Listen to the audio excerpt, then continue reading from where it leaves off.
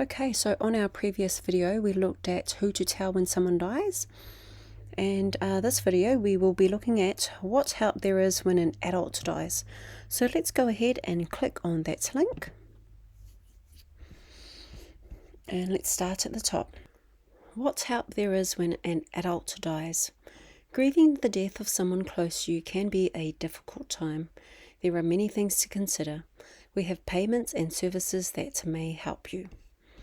Now on this page there is exemptions from mutual obligations, payments you may get, and support services, as well as help to manage your money. Okay, exemptions from mutual obligations. You may get an exemption from your requirements while you're grieving. You may get exemptions from mutual obligations or activity test requirements if you get one of these payments. JobSeeker payment, youth allowance, parenting payment, special benefit. Now this exemption period may last either up to 8 weeks from the date of death of an immediate family member, up to 14 weeks from the date of death of your partner, for the length of the pregnancy if you were pregnant at the time of your partner's death. Payments you may get. The type and amount of bereavement payment you get will depend on the following: your individual circumstances, your relationship to the person who died, when you tell us about the person's death. In most cases you won't need to submit a claim. When you tell us about the death, we'll work out how much you can get and pay you if you're eligible. Support recipients. When a single allowance recipient dies, we pay their regular payment to their estate up to their date of death. Their payment stops on the day they die. There's no extra bereavement assistance. Single pensioners. When a single pensioner dies, we pay their regular payment, covering the fortnights in which they died as normal. The executor of the estate can access it from their bank account. Their payment stops after this payment. Carer allowance. You may get a carer allowance bereavement payment if you're getting both. Carer allowance for an adult who dies, and income support payments other than carer payments not qualifying you for bereavement assistance. We pay up to 14 weeks of carer allowance as a lump sum. Carer payment.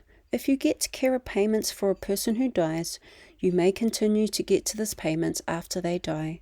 You can get it for up to 14 weeks after the person's death. This is to give you time to contact us and apply for another income support payment. You may also get a lump sum bereavement payment. Members of a couple. If you are in a relationship and your partner dies, you may be able to get a lump sum bereavement payment. To be eligible, you both needed to be getting a pension or income support payment for 12 months or more. A bereavement payment is usually equal to the total you and your partner would have got as a couple, minus your new single rate. You can get it for up to 14 weeks after your partner's death. ABSTUDY living allowance. If you've been getting ABSTUDY living allowance for 12 months, you may get bereavement assistance if your partner dies. Your partner must also have been getting one of the following: ABSTUDY living allowance, a social security payment allowance or any combination of allowances for the previous 12 months, a pension from us. If you're eligible, we pay this as a lump sum.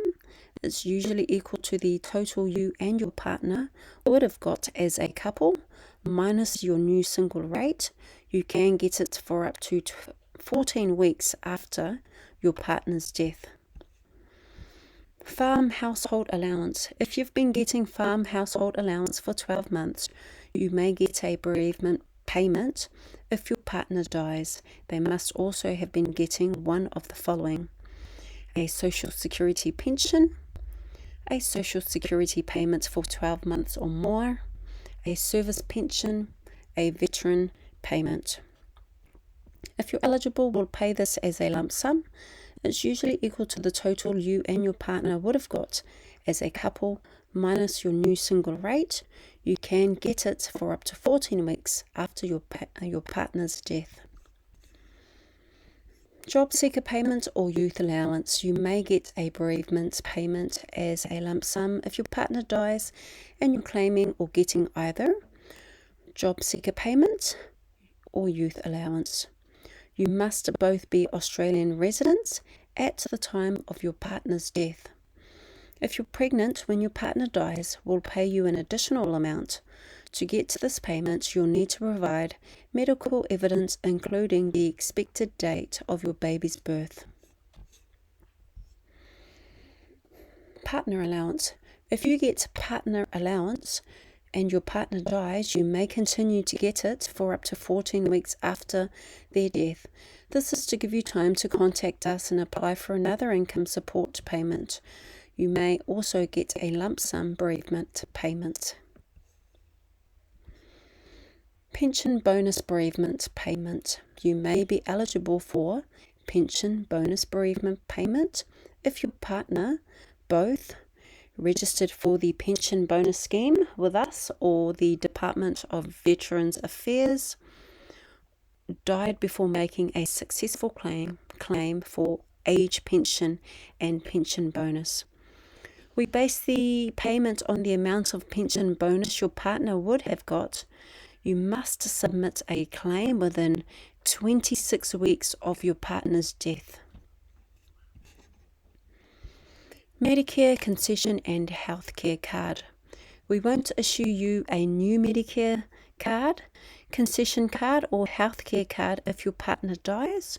If you'd like a new card, you can call Medicare General Inquiries and ask us to send you one. Otherwise, the details will stay the same until your current card expires. A service provider may charge full price for services received on the person's date of death. This is because the concession entitlement ceases on the day prior to their death. If this happens, you or the executor should talk to the service provider about the charges. Support services. It may seem difficult at first to take part in social groups and activities. You may or may not want people around you. Counsellors can often help you in times of grief. Talk with your doctor or local community health centre about your situation. They can give you information and refer you to support and counselling services. Use our service finder to find other support available in your area. So click on that link there. There are other support services and information you may find helpful. These links will take you away from our website. The Australian Centre for Grief and Bereavement has online resources for grief, and you can click on the link there. Beyond Blue provides confidential counselling services 24 hours a day, 7 days a week, with the link there. Griefline provides telephone and online counselling services. Headspace is the National Youth Mental Health Foundation. They can help young people who are going through a tough time. Head to Health is a digital mental health gateway for online and phone mental health services. Lifeline is a national charity open to all Australians in personal crisis. They have 24-hour crisis support and suicide prevention services. You can also contact a counsellor. Men's Line Australia provides confidential counselling services 24 hours a day, 7 days a week. Solace Australia provides support for people who have lost their partner. You can also contact a counsellor through organisations such as Community Health Centres and the National Association for Loss and Grief through their website, and there's a link there. Help to manage your money. You get financial help to work out a budget, manage your money. You can speak to a financial counsellor by contacting any of the following: your bank, Financial Counselling Australia through their website, there's a link there, a Financial Information Service Officer with a link there, the Department of Agriculture, Water and Environment, Rural Financial Counselling Service with a link there, your local community information and referral service. And you can read about how to cope financially after losing your partner on the Money Smart website, and there's a link there. So we've just finished what help there is when an adult dies. Next we'll be looking at what help there is when a child dies. So if you click on the link above, it will take you to our next video.